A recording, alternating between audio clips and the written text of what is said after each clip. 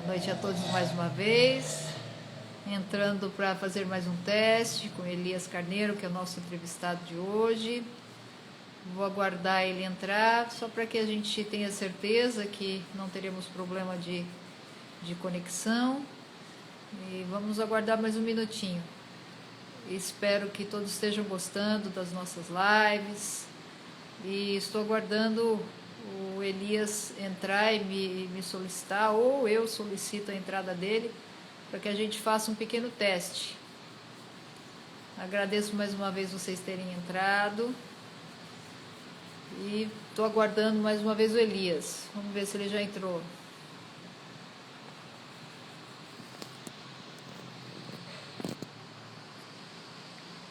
Ainda não. Deixa eu ver o que está acontecendo. Ah, sim, agora entrou.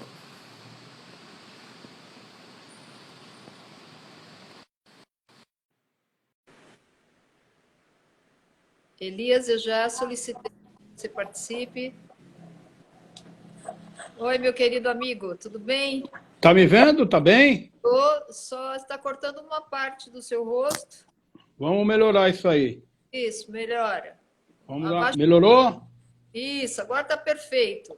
Tá legal? Já que nós estamos fazendo um pequeno teste e aproveitando então para todos voltarem às 19 horas, que nós vamos começar oficialmente a nossa live sobre um tema muito importante. Estamos apenas aqui verificando se a conexão está ok, se nós estamos todos aqui alinhados, ok?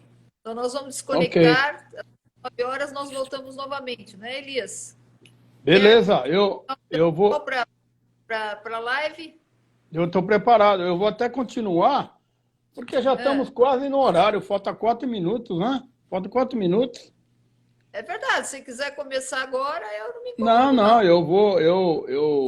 eu fico aqui com você, né? Pelo menos já parabenizando você pelo apoio das entidades Sindifisca e Unafisca ao seu evento, ao nosso evento, né? Que vai ser, eu acho que dia 21 de novembro, né? Em Recife. 8 de novembro, o Congresso de Direito Marítimo, Portuário e Aduaneiro, é o 4º Congresso, e o 1º Congresso de Direito dos Transportes. Eu agradeço muito a Sindifisco pelo apoio que nos deu e a participação também, né? Nós esperamos que até lá nós consigamos fazer o evento presencial. Caso haja alguma determinação em contrário, faremos por webinário, mas tudo indica que será presencial. Claro. O convite a todos, a Sindifisco será representada por alguns palestrantes, acredito, né, Elias? Nós vamos definir. Claro, vamos ter um painel lá com representantes da Unafisca e do Sindifisco. Ah, sim. E possivelmente da Anfip, possivelmente. Ah, se Deus quiser. Essas três possivelmente. São muito queridas, nossas parceiras, nossas convidadas. Eu só vou uma câmera para que fique mais adequado e a gente já começa, então, que eu acho que já deu o horário. Só um minutinho. Perfeito. Faltam 2 minutos.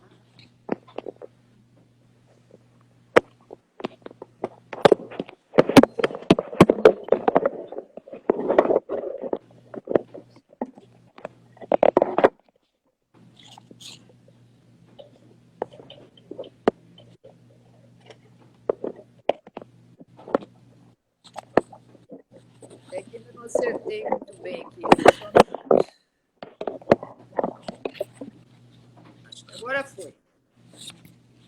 Vamos lá. Acho que podemos começar. Tá ótimo.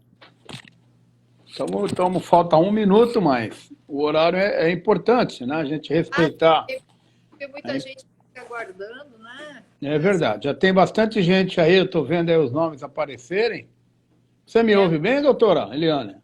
Sim, eu te ouço bem. Que bom, que bom. Assim é bom. Eu estou aqui no meu celular me virando aqui para poder fazer as lives. Essa semana é a 3ª live que eu faço.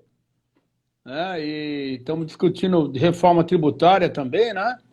E agora vamos discutir hoje geração de emprego no sistema... As reais também têm causado uma polêmica bastante grande, né, Elias? Bastante grande. O governo O governo resolveu mandar a reforma tributária fatiada, agora viu que errou, vai voltar atrás e deve encaminhar um pacote de medidas numa só, né? Isso daí com certeza vai dar muito pano para manga, vai dar demais pano para manga. Acho muito difícil o governo conseguir avançar alguma coisa na reforma tributária. Mas, enfim, essa é uma outra discussão.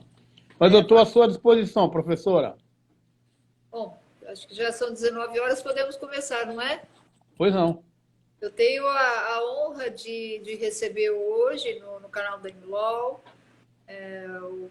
o Elias Carneiro Júnior, meu amigo, por quem tenho imensa admiração e cujo currículo é excepcional. Vou apenas destacar alguns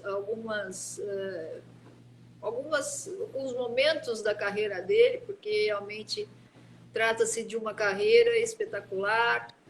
Desde 1994, né, auditor fiscal. Elias prestou serviço na delegacia da Receita Federal de Joaçaba até 97.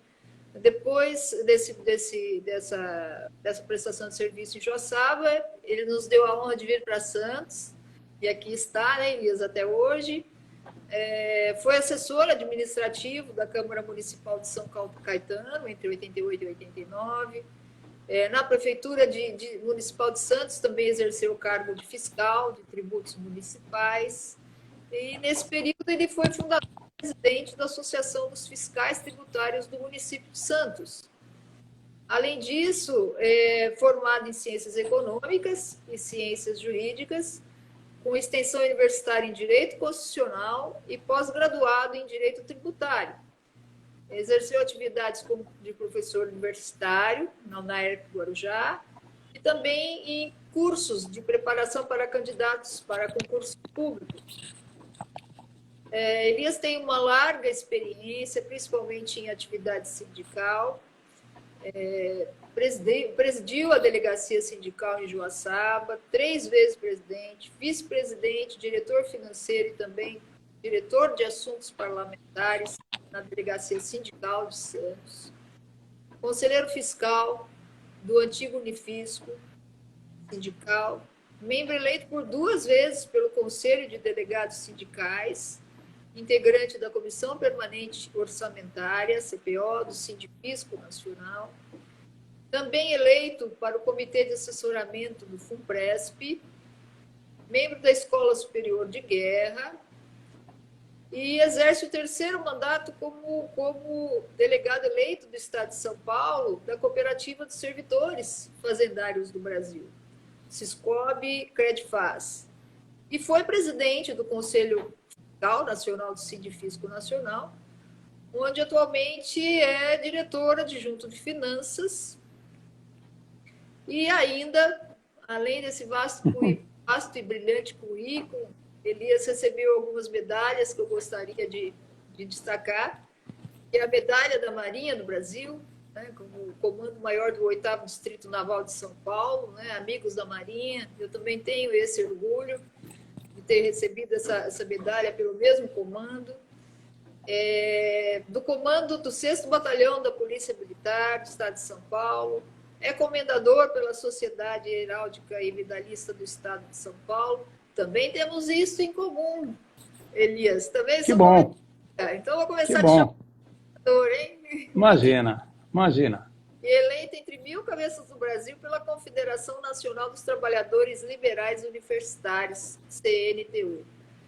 Elias, parabéns por toda essa trajetória, realmente é indescritível, né? Qualquer tipo de elogio que se faça a uma dedicação tão brilhante à classe, principalmente a classe sindical, a classe dos auditores, e é uma honra muito grande para nós tê-lo aqui, para que nós possamos conversar sobre um assunto que muito nos preocupa.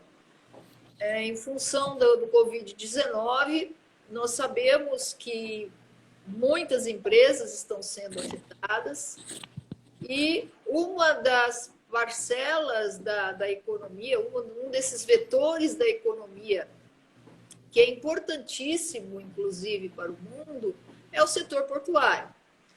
E a nossa live de hoje, então, ela vai discutir, eu gostaria de trocar algumas ideias com você, sobre a questão das possibilidades ou como ficará o trabalho portuário após esse período de pandemia e principalmente agora que nós já estamos com uma liberação gradual. Então, eu gostaria muito de ouvir você, primeiro, algumas palavras iniciais que queira, porventura, proferir, e passarmos algumas questões bastante polêmicas, como, por exemplo, quais as medidas que o governo federal pode ou pretende adotar na área portuária, no combate à pandemia, se o setor de turismo vai se beneficiar, se realmente nós teremos a retomada daquela quantidade de cruzeiros que atracavam em Santos e muito contribuíam para o turismo da nossa região, política tarifária que possa, porventura, ser adotada, o papel do poder público municipal e ainda a questão de se você acredita que haverá incremento ou não de cargas para os próximos anos, qual é o perfil, né, o cenário que nós podemos esperar para o Porto de Santos, e a própria questão da expansão do Porto de Santos, né? E aqueles que quiserem também nos encaminhar algumas perguntas, o façam durante a live, que a gente vai passando para Elias e, na medida do possível, a gente vai pedindo para que ele responda. Então, Elias, ok. Obrigada. Obrigado, professora doutora Eliane. Me permite chamar de Eliane? Claro. Primeiro que você é muito nova. Segundo, eu tenho uma filosofia de vida. Os títulos... Elias, não é que Oi? eu sou botox. Imagina. Segundo, porque os títulos que a gente tem, eu sempre falo que a gente tem para nós. Não é para os outros, né? A gente estuda, a gente cresce, a gente adquire título por dois motivos.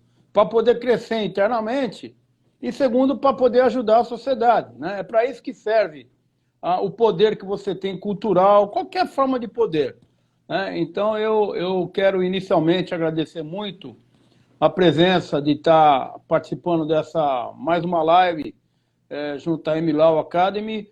É uma entidade, é uma instituição que eu aprendi a conhecer há cerca de 3 anos e meio, 4 anos, mas o suficiente para eu perceber o papel fundamental que ela tem nas discussões importantes desse país e discussões ligadas muito à questão aduaneira, marítima, questões que estamos avançando, questões de transporte em todos os modais, inclusive aéreo, enfim... Esse papel acadêmico é fundamental, porque é através das academias, das universidades, que nós fazemos ciências. Fazendo ciência, a gente consegue, naturalmente, inovar junto ao país, e inovando junto ao país, nós estamos inovando junto à sociedade, para a sociedade poder se beneficiar.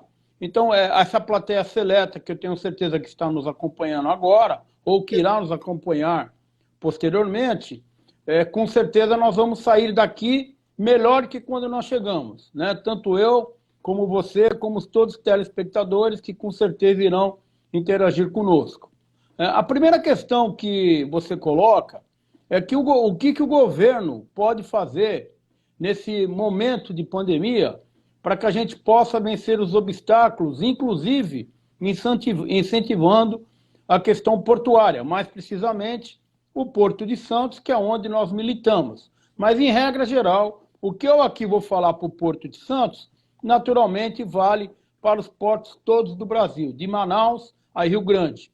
Perfeito? Então, a primeira questão que nós temos que deixar bem claro. Só quem tem o poder de gerar moeda no Estado é o governo, no caso, o governo federal.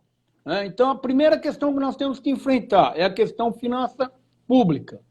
Eu falava recentemente em uma live que eu participei, que na crise de 29, que foi talvez a maior crise que o mundo viveu, possivelmente essa vai chegar perto, mas eu não sei se os impactos dessa irão durar o mesmo tempo que durou a de 29, porque a de 29 veio junto com ela, tinha acabado de sair a questão da gripe espanhola, né, que morreu basicamente de 100 a 150 milhões de pessoas, uma população que naquela época era um terço da população de hoje.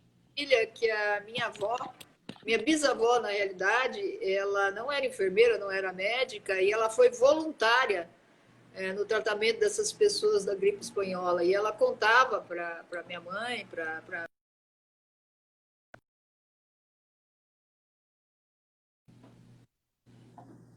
o que ela viveu naquela época, e realmente os relatos eram terríveis. Mas eu concordo com você, talvez os impactos agora sejam um pouco menores, mas mesmo assim significativos. Sem dúvida nenhuma. Agora, então eu comentava que o presidente Roosevelt, naquela ocasião, o que ele fez? Ele fez um grande mutirão nos Estados Unidos da América e ele contratou uma empresa para furar buraco, furar o asfalto e outra empresa para tampar o buraco. Me ouve bem, Eliane? Me ouve bem? Sim, te ouço bem, eu só estava. Ok. Ok. Falhando. Então, essa medida que eu estou dando como exemplo mostra a importância do Estado agir nos momentos mais cruciais de crise. É para isso que o Estado existe. O Estado existe para amparar a sociedade e corrigir as questões fundamentais no momento devido. Então, em resumo, o que o governo tem que fazer? Ele tem que abrir o cofre. Essa é a primeira questão e ele está abrindo. Né? Tanto o governo federal, que é o que cria a moeda, e o governo estadual e os governos municipais também têm que fazer a sua parte e lentamente estão fazendo. Né? Entendo que o governo federal demorou um pouco para agir, mas agiu. Eu acho até que está caminhando bem nesse aspecto. Né? Ele atacou no primeiro momento a emissão de moeda, né? Favorecendo as bolsas, famílias da vida aí para as pessoas que mais necessitam, e nesse momento ele está atacando a questão fiscal e entendo eu, repito, que ainda que tenha demorado um pouco, ele caminha bem. Mas na questão portuária, ficaria a pergunta, o que ele pode fazer para incentivar a geração de emprego, ou pelo menos não deixar com que as pessoas percam os empregos atuais que nós temos no setor terceirizado. É importante lembrar que 70% da economia ativa do Brasil são pessoas que vivem no setor de serviço. Né? E então o setor de serviço ele é extremamente afetado, no caso do porto, quando você tem uma queda acentuada no volume de carga. A primeira medida que o governo terá que tomar, e ele parece-me que está vindo tomar, ele vai ter que redefinir as legislações que regulam as questões portuárias, inclusive questões aduaneiras, para de tal maneira que favoreça um incentivo e um incremento de carga, tanto entrando no Brasil como saindo. É importante a gente lembrar que o Brasil representa 1% de todo o comércio internacional mundial, o que é muito pouco. É muito pouco. É muito pouco. Se nós levarmos em conta que o Brasil é o país que possivelmente tem a maior costa do mundo navegável, outros países são maiores, mas não tem a costa navegável que nós temos. Água doce do mundo também, né? Nós temos o rio Amazonas, que é um outro mar, né, que também tem possibilidade total de navegação. Qualquer medida no sentido de incentivar um incremento da navegação seria muito boa. E dentro daquelas 10 medidas tributárias que nós já fizemos uma live por aqui, eu lembro que uma delas tratava de sensacionais sobre esse assunto, que inclusive estão disponíveis no canal da MLOL. Aqueles que não assistiram, por favor, não percam. Se os internautas lembrarem, uma daquelas medidas é o congelamento do câmbio em 31 de dezembro do ano passado. Justamente para quê? Para incentivar o comércio internacional. O governo não quis fazer isso. E ele terá que buscar alguma saída para isso.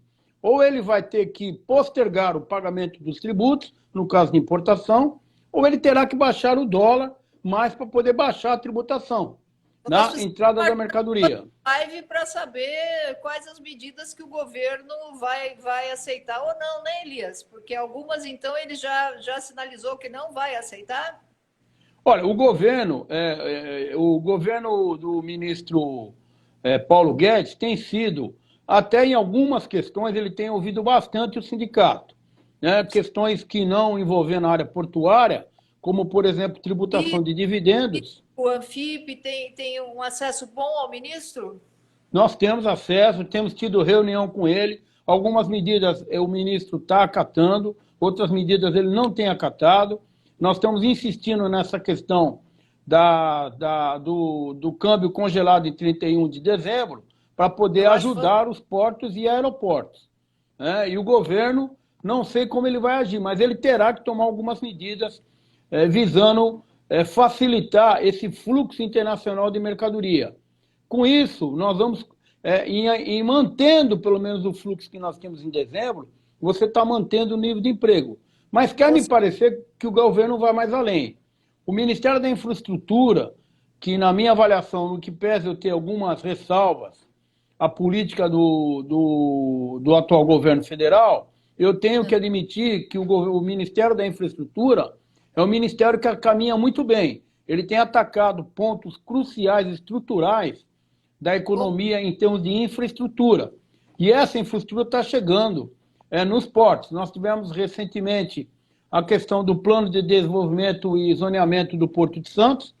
Faziam 15 anos que não se discutia isso. É um tempo muito longo. E com isso, com certeza, virão novas privatizações, virão capitais estrangeiros, virão novos empregos, eu tenho certeza disso. Agora, não basta o governo federal fazer a parte dele. O governo estadual e o governo municipal também tem que fazer. E quando a gente fala em Porto de Santos, e eu quero lembrar que eu não estou me dirigindo somente aos colegas de Santos, eu estou me dirigindo aos colegas do Brasil inteiro.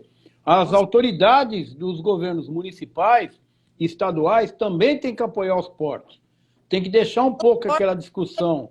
Projetos, principalmente da BR do Mar, os projetos relacionados à cabotagem, né, Elisa? Eu acho muito importante que haja essa discussão e haja esse engajamento de todos os players, né, envolvidos, né?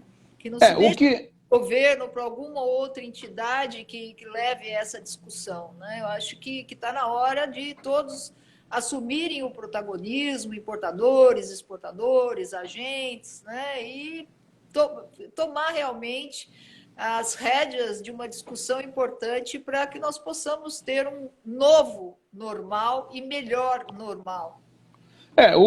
Nós temos que a sociedade, principalmente nesse período que nós vamos sair dessa pandemia, é questão de tempo, já estamos saindo. Acredito eu que a partir de janeiro o país vai dar totalmente a volta por cima, teremos aí com a vacina, o país já está retomando as atividades, muito lentamente.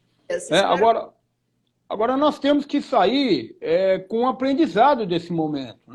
Primeiro aprendizado, tanto o setor empresarial, não sou. Segunda questão, o Estado ele tem que ser o mínimo possível, agir nos momentos cruciais, apoiar o setor empresarial, mas no momento que ele agir, ele tem que ser decisivo. Terceira questão, o empresário tem que ter uma visão de sociedade. O empresário não pode ter uma visão de ficar rico por querer ficar rico. O Estado não pode admitir que o empresário que aproveita o uso do seu capital, do seu expertise corretamente, ele tem que deixar a sua parcela de contribuição para a sociedade. E quando eu falo que o empresário tem que deixar essa parcela, eu não estou me referindo a pagar imposto, até porque eu acho que a indústria tem que ter uma tributação a menor possível. Eu estou dizendo que ele tem que gerar emprego, ele tem que favorecer as pessoas e gerar emprego. E nós temos que ter medidas urgentes no setor portuário para não permitir que empresas multinacionais que exploram os portos brasileiros façam remessa dos seus ganhos para o exterior sem serem taxados. Nós temos que taxar esse tipo de remessa. Aliás, o doutor Marcelo Mata, que é nosso diretor, postou uma pergunta muito interessante, mais ou menos nessa linha. Ele diz o seguinte, com relação às medidas sinalizadas hoje de imposto de renda maior para para as empresas que têm um patrimônio maior ou as mais ricas, imposto sobre operações financeiras eletrônicas, Essa medida você acha que pode auxiliar também nesse contexto todo desse recurso ser direcionado para investimento na área portuária ou em outras áreas necessárias para que essa crise econômica ela não seja tão séria como se imagina? Olha, doutora Eliane, a questão de tributação demandaria uma outra live, né? Nós teremos que se aprofundar mais na questão, né? Porque não é um assunto tão fácil. Mas eu quero lembrar, e você acompanhou essa questão, há cerca de mais ou menos uns 30 dias atrás, saiu um artigo publicado, assinado por mim, sobre a questão da participação dos municípios na questão do Fundo de Marinha Mercante. É verdade. Aliás, esse artigo, vamos fazer justiça, ele não foi só assinado por mim, ele foi assinado pelo doutor Luiz Henrique e pela doutora Jussara, né, também nos auxiliou bastante na confecção do artigo. E ali nós colocamos, e estamos fazendo isso há mais de 5 anos, que aquele dinheiro que deveria estar na Marinha Mercante, que não está sendo usado, deveria ser distribuído para os municípios portuários. No caso da Baixada Santista, é importante deixar claro que, quando a gente fala Porto de Santos, nós estamos incluindo Cubatão, Guarujá e Santos. Quer dizer, são municípios... são né? Praia Grande também, de certa forma, né? A nossa proposta estenderia à região metropolitana da Baixada Santista. Aliás, Elias, depois nos encaminhe esse artigo para que a gente possa disponibilizar aqueles que tiverem interesse, entre em contato conosco via direct, ou e-mail, ou WhatsApp, porque eu li esse artigo e eu achei sensacional, muito bom mesmo. É uma proposta que nós estamos trabalhando há muito tempo. A Jussara, que foi minha colega, que trabalhou no Ministério da Marinha, na infraestrutura atual, Marinha Mercante, ela exercia o trabalho dela. Ela desenvolveu essa tese, nós demos todo apoio, enfim. Né? Mas voltando à questão central, que você me pergunta, o que essa reforma tributária, né, pode impactar junto ao sistema portuário. E eu hoje, pensando sobre o nosso tema central, para mim está muito claro, o que servir para os portos vai servir para os aeroportos. Né? São modais distintos, mas têm a mesma base, que é o fluxo de carga e de passageiro. Exatamente.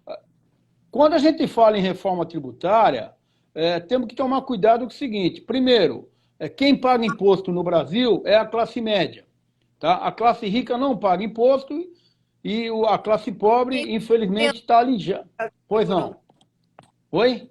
É quem sustenta o Brasil. É quem sustenta a economia. Por quê? Porque o modelo brasileiro ele está adotado na tributação sobre consumo, tá? E em poucas faixas de imposto de renda, né? E penalizando demasiadamente a classe média.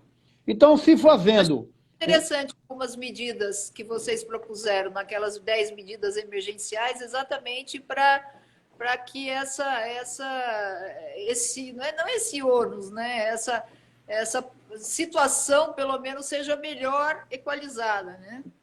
Mas então, perceba o seguinte, né?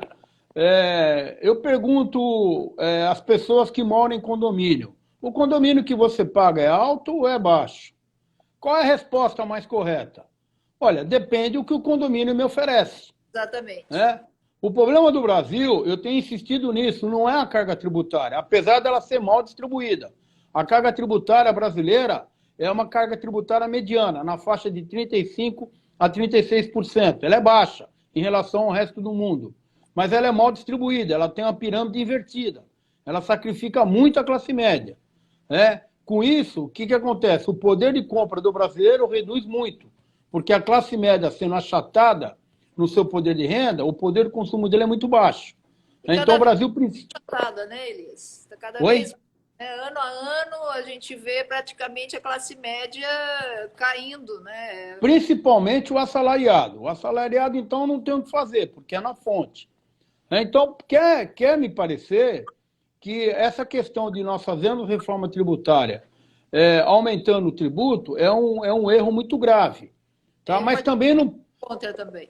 Eu acho também que é fato. Também é fato que não pode continuar como está. Tá? Eu entendo que alguma coisa tem que ser feita. Eu falo muito, usando a expressão do deputado Hawley, que nós vivemos um manicômio tributário. Tá? Eu não conheci nos meus 30 anos lidando com tributação, não conheci um profissional que conheça a legislação de ICM. Não conheço. Né? Você vê que absurdo que é. Fora isso, nós temos PIS, COFINS, IPI, Imposto de Renda Pessoa Jurídica, Imposto de Renda Pessoa Física, e aí vai. Né? Temos ITR, enfim. Né? Nós vamos ficar aqui a noite toda citando nomes de tributos. Então, quer me parecer que o governo... Pois não? Vamos ter que marcar outra.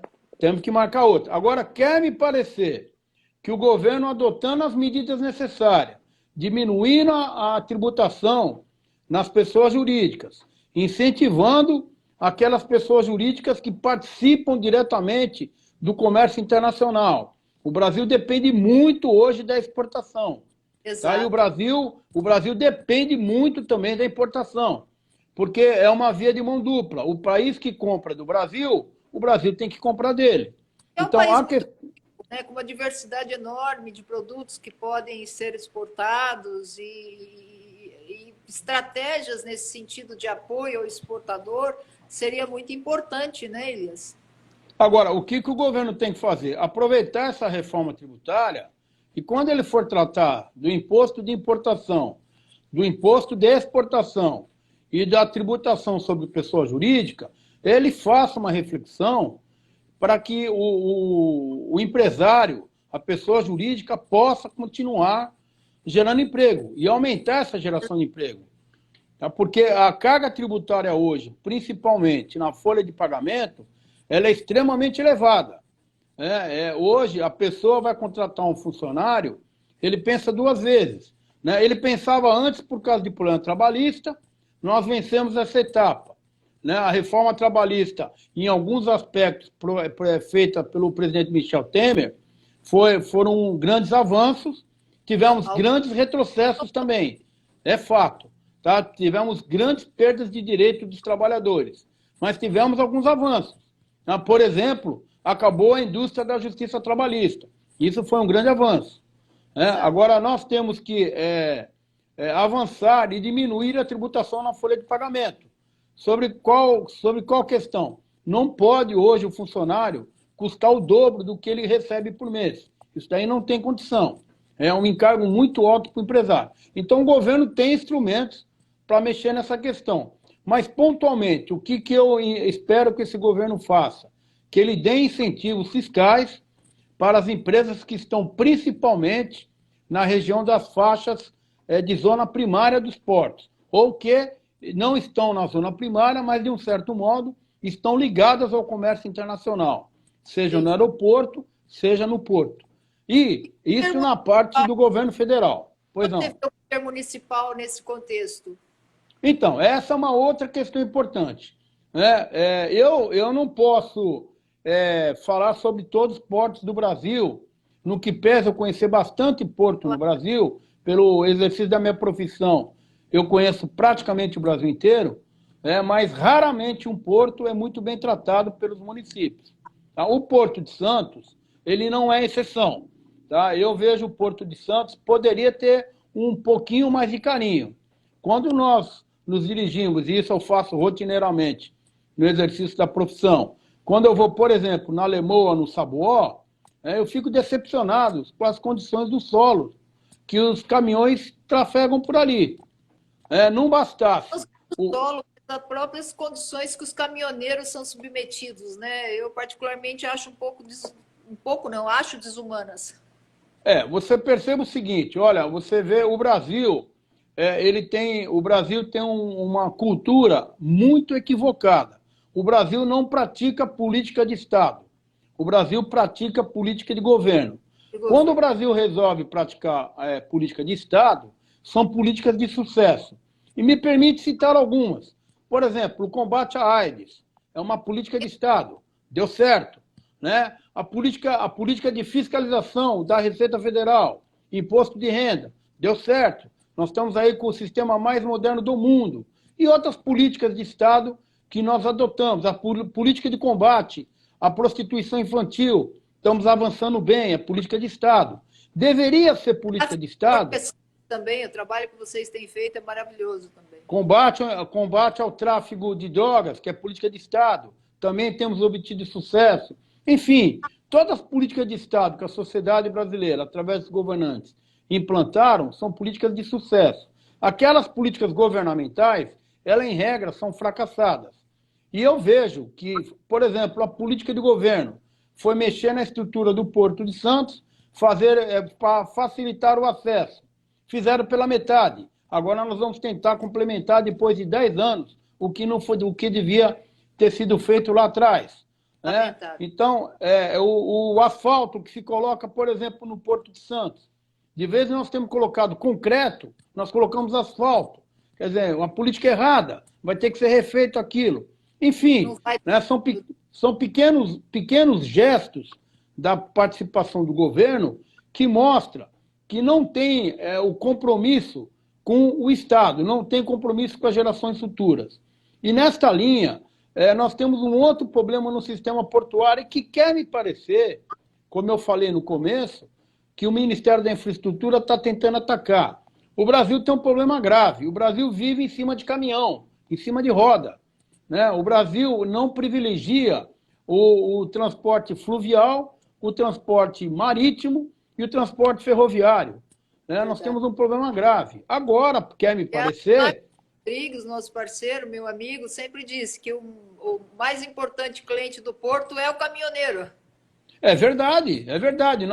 O caminhão virou um problema tão sério para o Brasil que hoje você não pode acabar com o caminhão. Ele faz parte da estrutura econômica do país. Então o Brasil precisa enfrentar essa questão de frente. Pega, por exemplo, o Porto de Santos. Né? O Porto de Santos tem áreas ali que o caminhoneiro não tem a mínima condição de trabalhar. Ele não tem um banheiro, ele não tem um lugar para pernoitar com o caminhão. Quer dizer, é uma questão complicada.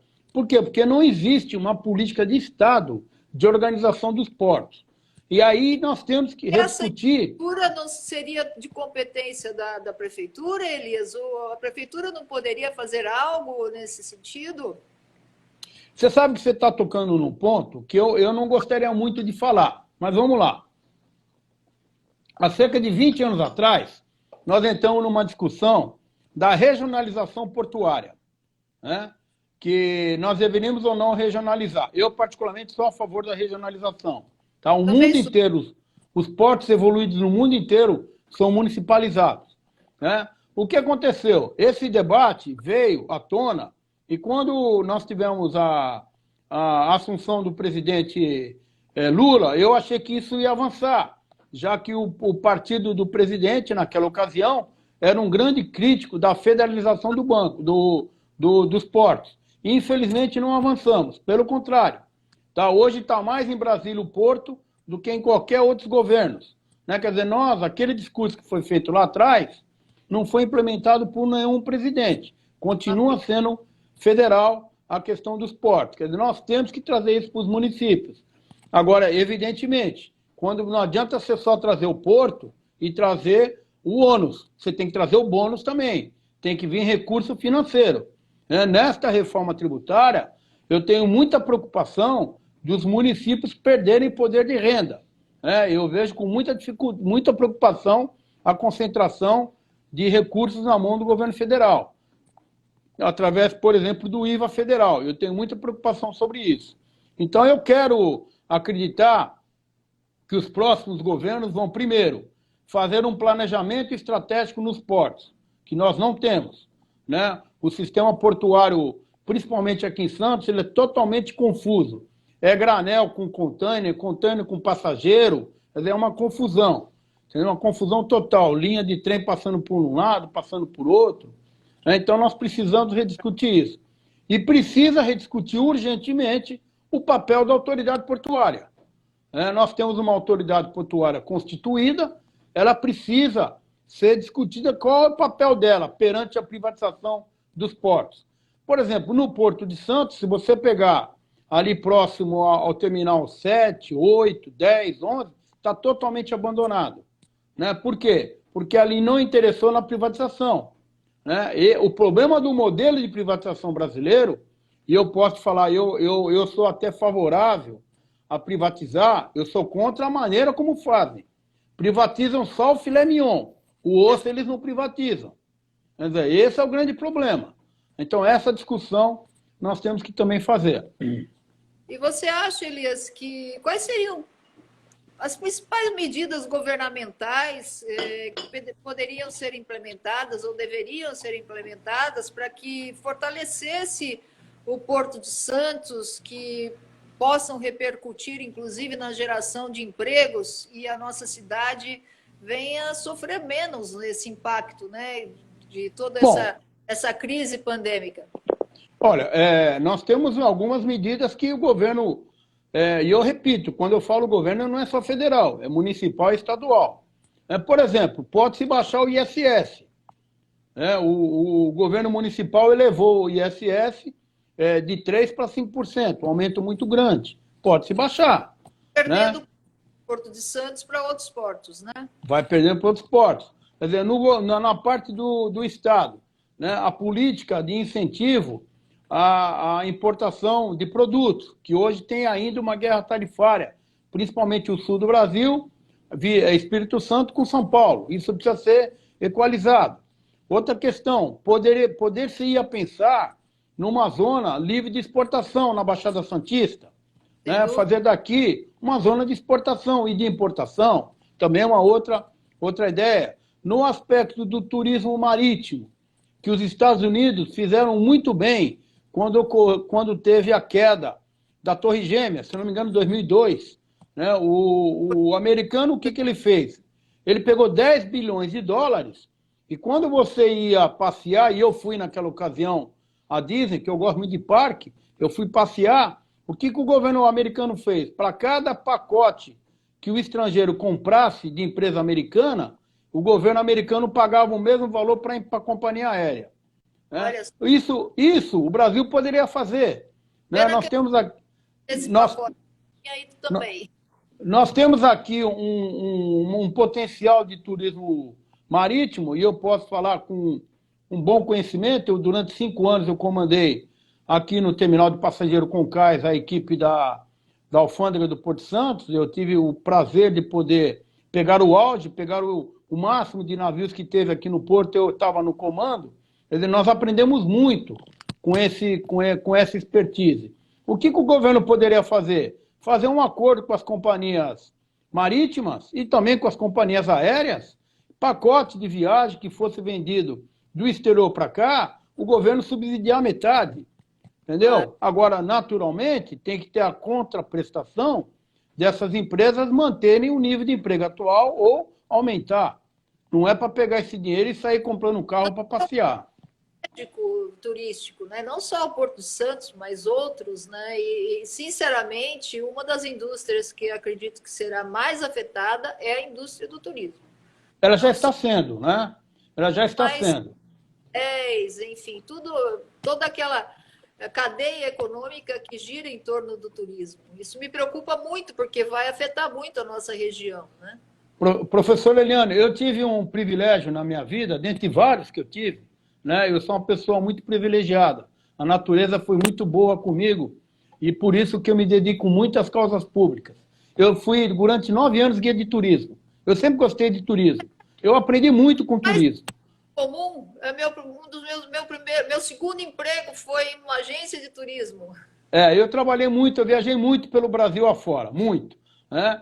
E o Brasil, para você ter ideia, nós recebemos o ano passado 6,5 milhões de turistas. Tá? Só a Espanha recebeu 80 milhões de turistas. O Uruguai recebeu 8 milhões. Percebe como o Brasil, a questão do turismo, ela é tratada em 4º plano. Não é nem 3º, é em 4º. E é um erro grave, porque a indústria do turismo é a 2ª indústria do mundo. Ela só perde para a indústria automobilística. É a 2ª indústria. E ela tem uma coisa muito boa. Ela é geradora de emprego. O emprego reciclável. O turista é reciclável. Então nós teríamos, né, e aqui trazendo agora para a questão portuária e para a questão aeroportuária também, teríamos que, o governo precisa investir, subsidiar pacotes de turismo. É para isso que nós temos o BNDES. O BNDES não está ali para dar dinheiro para fazer obra no exterior, para exigir garantias que são garantias que a pessoa não consegue atender. O BNDES está ali para investir e, no caso do turismo, cada pacote que um estrangeiro comprar aqui, a empresa recebe o mesmo valor de subsídio, com algumas condições, evidentemente. É para isso que existe o BNDES e é para isso que nós temos as nossas reservas cambial. Eu concordo plenamente com você. E, Elias, uma pergunta aqui do nosso querido amigo Luiz Henrique Oliveira. Obrigado por participar. Ele diz o seguinte: ele queria saber a sua visão, apesar a respeito do blockchain, da utilização do BL eletrônico, que poderia gerar uma economia anual no mundo de 4 bilhões e, de certa forma, afetar a competitividade, né, da indústria como um todo. E ele queria saber a sua opinião a esse respeito. Seria uma live importante também, hein, Elias?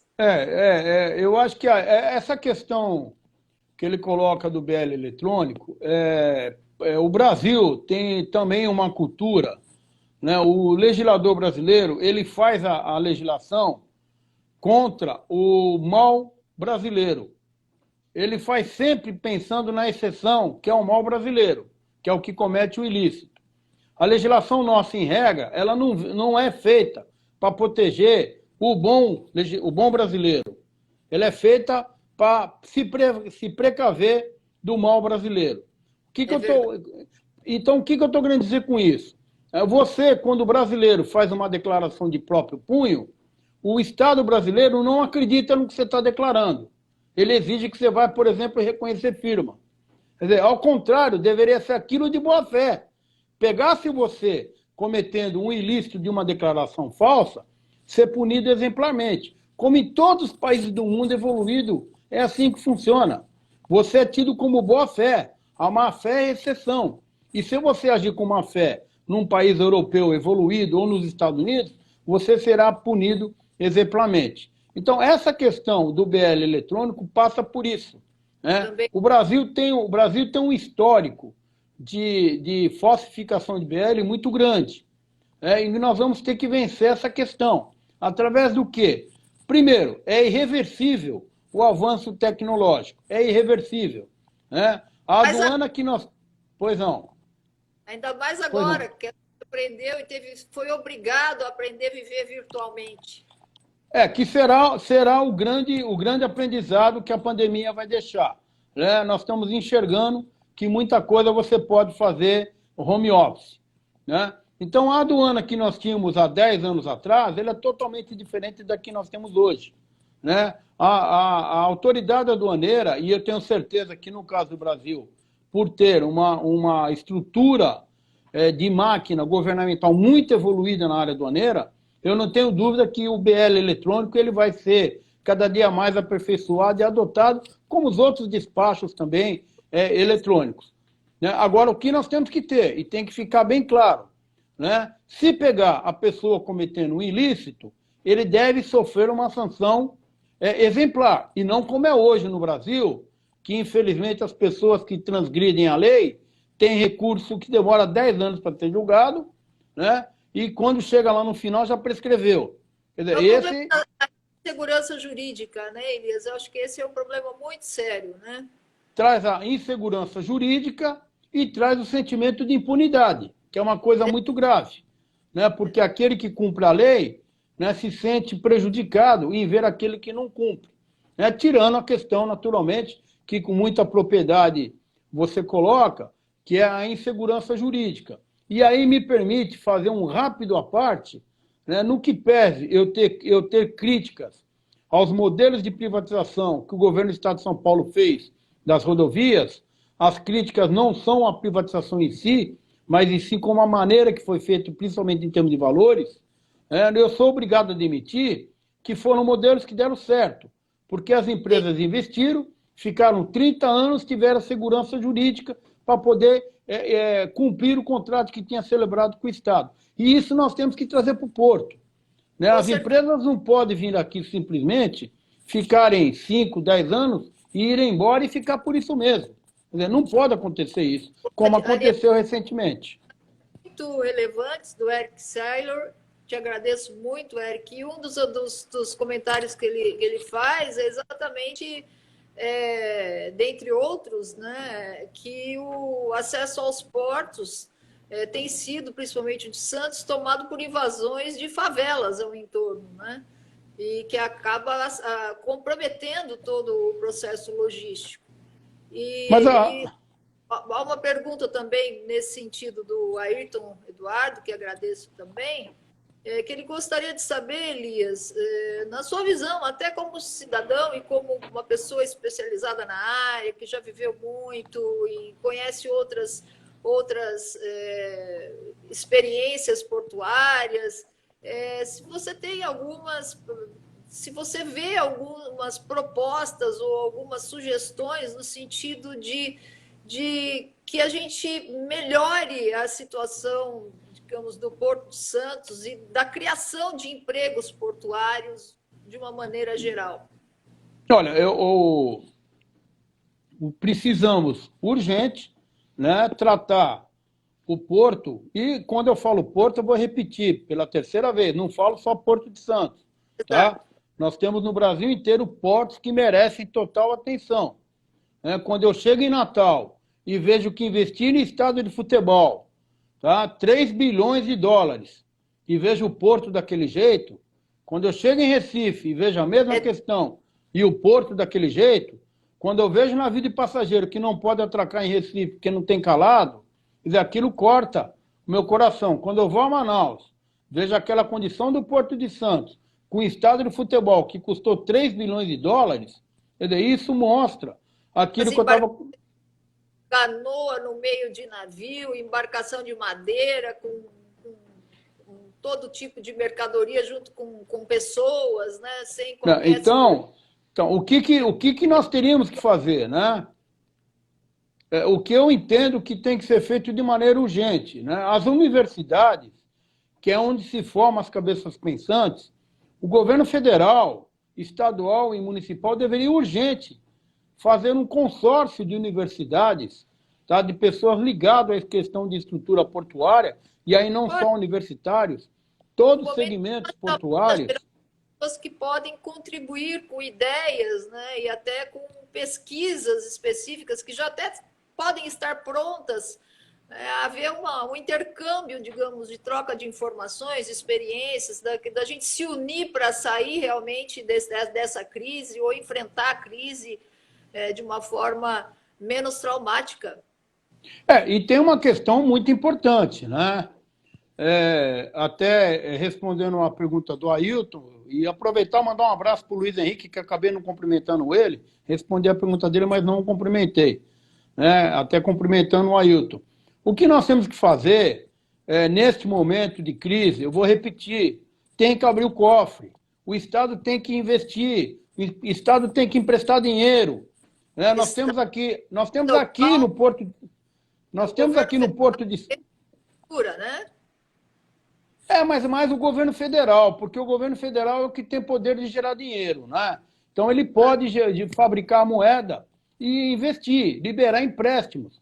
Nós temos aqui no Porto de Santos lugares maravilhosos que poderiam estar sendo usados como alavancagem para turismo, alavancagem para carga, né? Poder um empresário... projeto nesse sentido, né? De serem transformados em restaurantes, como aconteceu Sim. Mas como acontece em vários portos do mundo, aconteceu em Buenos Aires. Buenos Aires, há 20 anos atrás, o Porto Madeira era um lugar que ninguém queria ir. Hoje é o lugar mais valorizado da Argentina. Belém é maravilhoso também. Eu não gosto muito de comparar, porque são tamanhos diferentes. Mas pode-se adotar a mesma política. Entendeu? Quer dizer, nós temos aqui... né? Nesse sentido, poderiam ser a solução. Não tenha dúvida. Agora, o que o governo federal precisa fazer urgente? Essas áreas do Porto de Santos, né, Guarujá e Cubatão, que estão subutilizadas, tem que liberar empréstimo, licitar com urgência, entendeu? Com uma linha de crédito muito grande para pagar a médio e longo prazo, com a condição de gerar emprego. E nós estamos liberando para você 10 bilhões de dólares com a condição que você vai gerar emprego. né? Estou dando um exemplo hipoteticamente. Se o Estado não fizer isso, deixar só o empresário reagir nesse momento de pandemia, a reação vai ser muito lerda. Ela não vai vir como nós gostaríamos. A maioria das empresas está sem fôlego até para manter os empregados, e acredito-se, inclusive, que a quantidade de demissões vai aumentar, né, Elias? Olha, que os empresários estão aguentando essa situação, e, lamentavelmente, a cada mês que passa, as informações que chegam, não, ainda não é a crise ainda não está... Mas, Eliane, é agosto, depois é setembro, depois é outubro. Olha, Eliane, eu não queria entrar numa seara, né, porque o nosso foco é a geração de emprego portuário. Mas nós passamos por uma questão que é uma questão crucial, chama-se distribuição de renda. Exatamente. Tá? O índice de Gini, é o índice que mede distribuição de renda no mundo. Tá? O Brasil está em 7º da pior distribuição de renda. Só perde para 6 países da África, incluindo Moçambique, Botsuana e África do Sul. Tá? Quer dizer, o Brasil consegue ficar próximo deles. Estar nessa posição lamentável. Só que nós devemos ser a 9ª ou a 10ª economia do mundo. Já chegamos à 7ª. Hoje nós devemos ser a 9ª ou a 10ª. Quer dizer, então o que isso está mostrando? A concentração de renda. Se você concentra a renda, e no Brasil 10% dos mais ricos detêm metade do patrimônio brasileiro, se você concentra essa renda, você não tem consumo. Você não tendo consumo, a roda não gira. Não adianta. Entendeu? Quer dizer, você tem que remunerar bem as pessoas para elas poderem gastar. Se elas não gastarem, elas não compram. Né? Essa visão. Se não tem empresa para gerar emprego, não tem dinheiro para a pessoa gastar, né? Então, eu vou pegar um exemplo aqui pequeno, né, e me permite até trazer um exemplo caseiro. Né? Eu comentava com a minha esposa ontem. Eu falei, chama a moça para passar, que nós temos diaristas, né? Eu falei, chama a moça para passar roupa. Ela falou, mas tem muito pouca roupa. Eu falei, chama ela para passar, a gente pagar a diária dela. Ela precisa dessa diária. Quer dizer, é um sentimento que nós temos que ter. É uma distribuição de renda que a gente está fazendo de maneira indireta. Claro. E esse sentimento tem que ser do brasileiro. Né? O brasileiro tem que aprender que o americano faz muito bem. A máquina tem que girar. E o Brasil tem essa deficiência. Por quê? Porque a classe média está estrangulada. Por quê? Porque está sem renda. Né? Ela está ou endividada no cheque especial ou ela está desempregada. Quer dizer, essa é a questão. Nós temos no Porto, em Santos, professor Eliane, 22 mil pessoas morando em palafita. Nossa. Nós temos 22 mil santistas que moram em palafita. Eu estou falando de uma das cidades mais ricas do estado mais rico do país. Quer dizer, o que é isso? É distribuição de renda. Se a gente não atacar isso, se essa pessoa não tiver poder de compra, como é que ele vai comprar o produto que vem do Porto de Santos? Como, né, Elias? Tá? E eu chamo, me permite até agora, talvez devagar um pouquinho. Vamos descer. 1 minuto e meio e já encerrasse com essa Perfeito. Vamos descer imigrantes de São Paulo para Santos. Canteiro de obra da Ecovias. Vai ver o que está virando em cima do mangue. Está virando uma nova favela e destruindo o mangue. Aquelas pessoas têm que estar morando em condição melhores. Mas, enfim, eu gostaria muito de agradecer a participação. Pena que o bate-papo, quando é gostoso, é muito rápido, né? Mas eu estou muito à disposição, né? Poder conversar com a professora doutora Eliane, para mim é um prazer, eu aprendo muito, né? Levar aos internautas a nossa mensagem, né? Ficar aqui a mensagem que o governo federal tem que olhar com mais carinho os empresários, portos e aeroportos, e também a sociedade precisa ter um sentimento mais de coletividade. Saber que nós não vivemos isolados, nós vivemos num conjunto. Muito obrigado pela oportunidade. Obrigada a todos e em breve nós marcaremos outra, Elias. Ok, muito obrigado. Um beijo para vocês. Tchau.